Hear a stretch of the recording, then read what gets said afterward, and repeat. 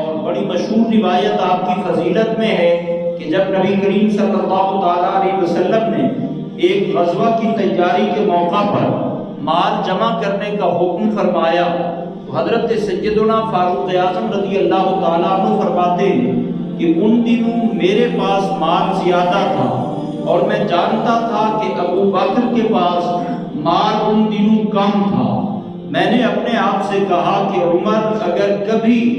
جناب ابو بکر سے تو نیکی میں بڑھ سکتا ہے تو آج موقع ہے تو بڑھ جا۔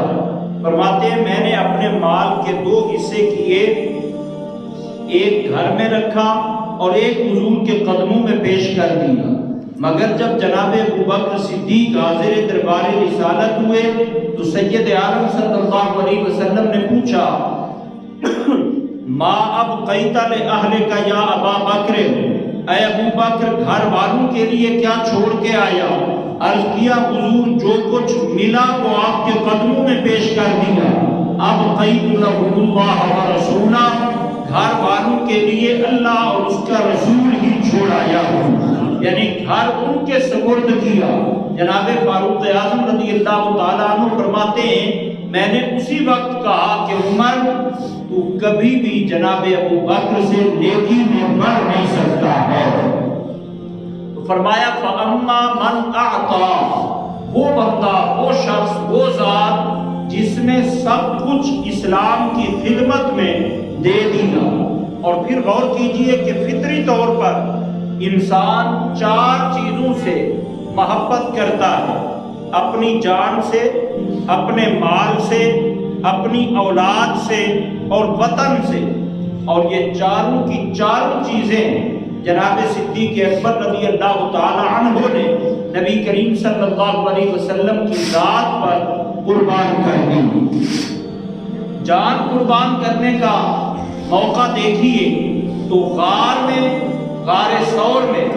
جب جناب سیدنا صدیق اکبر رضی اللہ تعالی عنہ تھے، سانپ ڈستا رہا، آپ نے ایڑی نہیں ہٹائی، حالانکہ جان بچانا فرض ہے، مگر وہ جانتے تھے کہ جان بچانے والے فرض کی اہمیت کم ہے، آرام مصطفیٰ کا خیال رکھنا اس سے بڑھ کر اہمیت رکھتا ہے۔ اور پھر جب آپ سفر ہجرت میں تھے نبی کریم صلی اللہ علیہ وسلم کی معیت میں، تو آپ سمتیں بدلتے، کبھی آگے کبھی پیچھے، کبھی دائیں کبھی بائیں۔ عرض کیا گیا جناب ابو بکر صدیق رضی اللہ تعالیٰ عنہ کی خدمت میں کہ اطمینان کے ساتھ آپ ایک طرف کیوں نہیں چلتے تھے؟ فرمایا ذہن جدھر جاتا تھا کہ دشمن اس سمت سے حملہ کرے گا، میں سمت بدل کے اسی طرف آ جاتا تھا کہ دشمن جدھر سے بھی آئے اس کا حملہ مجھ ابو بکر پہ ہو، میرے آقا کی ذات پہ کسی کا حملہ نہ ہو سکے۔ مولا کائنات جناب سیدنا علی المرتضی رضی اللہ تعالی عنہ، آپ نے جماعت صحابہ میں سوال کیا کہ یہ بتاؤ کہ سب سے بڑا بہادر کون ہے؟ تو ساتھیوں نے عرض کیا حضور سب سے بڑے بہادر تو آپ ہیں، مگر جناب مولا علی رضی اللہ تعالیٰ عنہ نے فرمایا اگر مجھ سے پوچھتے ہو تو سب سے بڑے بہادر جناب ابو بکر ہیں۔ اور آپ نے حوالہ دیا، فرمایا جب غزوہ بدر کے موقع پر سرکار دو عالم صلی اللہ تعالیٰ علیہ وسلم کے لیے عریشہ یعنی چھپر بنایا گیا اور حضور کی حفاظت کا مسئلہ درپیش آیا، کیونکہ کفار کا سب سے زیادہ حملے کا مرکز و محور نبی کریم صلی اللہ علیہ وسلم کا وجود اقدس تھا، تو حضور کی حفاظت اور پہرے کا جب اعلان ہوا،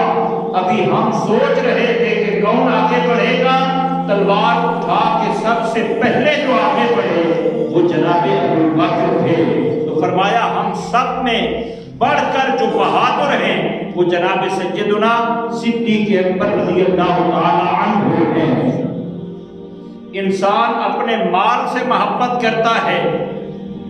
حضرت سیدنا صدیق اکبر رضی اللہ تعالی عنہ جب گھر کا سارا مال حضور کی خدمت میں پیش کرتے، حتیٰ کہ اپنا لباس بھی اتار کے دے دیا، ٹاٹ کا لباس پہن کے، کانٹے کے بٹن بنا کے جب حضور کی خدمت میں حاضر ہوئے تو حضرت سیدنا جبریل علیہ السلام حضور کی بارگاہ میں حاضر ہوئے. نوری فرشتوں کے سردار ہیں، ان کے بدن پر بھی لباس ٹاٹ کا تھا. حضور نے فرمایا جبریل تم اس کیفیت میں؟ عرض کیا حضور اپنی نگاہ اٹھا کر دیکھیے، اکیلا میں نہیں، رب کو آپ کے محبوب غلام ابو بکر کی ادا اتنی پسند آئی کہ رب نے فرشتوں سے فرمایا جب تک میرے محبوب کے غلام ابو بکر کے بدن پہ لباس ٹاٹ کا ہے تم بھی ٹاٹ کا لباس پہنو. اور پھر اللہ کریم نے اپنے محبوب صلی اللہ علیہ وسلم کے ذریعے